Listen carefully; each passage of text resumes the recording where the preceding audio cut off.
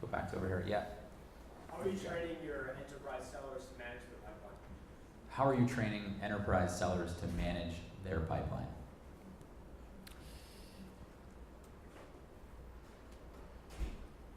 So I think, let me just think on this question for a second.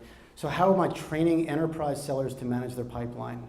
The first word that comes to mind is closely.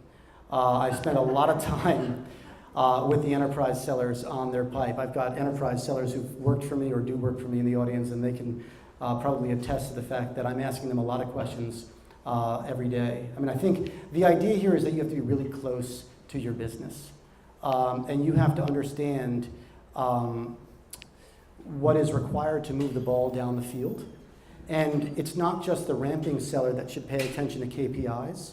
It's a ramped seller that should be paying attention to KPIs. And so what we manage our enterprise sellers against is having a really good idea for what their early, mid, and late stage pipeline should look like. Easy math says your early stage pipeline should be 7 times your target, and mid stage pipeline should be 5 times your target, and late stage pipeline, which is equal to, like, let's say 30, 60 days out, should be 3 times your target. But that's very simple, and obviously, you know, it's specific to your business and the sales cycle in the business. But then beyond that, sellers are responsible for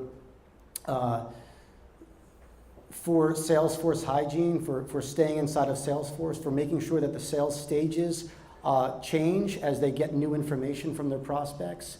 And so the KPIs that a seller is responsible for: calls, meetings, opportunities that move in terms of sales stage over time, proposals, and then, of course, closed business.